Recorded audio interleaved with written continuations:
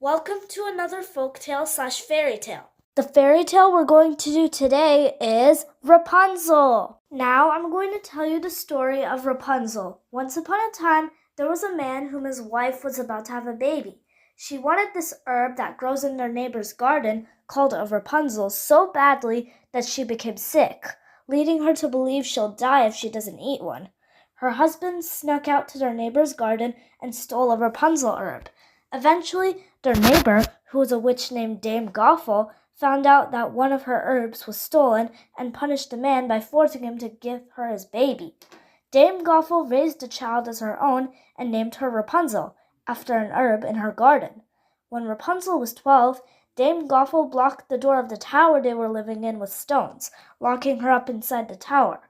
One day, a prince came to Rapunzel's tower, and she pulled him up with her now remarkably long braid.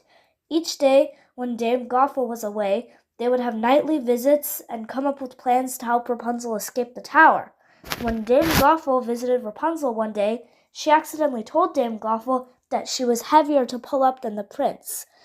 Hearing this, Dame Gothel became very angry, and she found out that Rapunzel and the prince have been planning to escape this whole time. So she punishes Rapunzel by cutting off her braid and stranding her in the desert to die. Then she hangs Rapunzel's braid out the window to lure the prince into the tower, and when the prince hears where Rapunzel is, it causes him to jump out the window for her, and he lands into a patch of thorns that blind him. A few years later, Rapunzel and the prince find each other, and Rapunzel cries because she finds out that the prince has lost his sight, and her tears, that are somehow magic, healed him and restored his sight.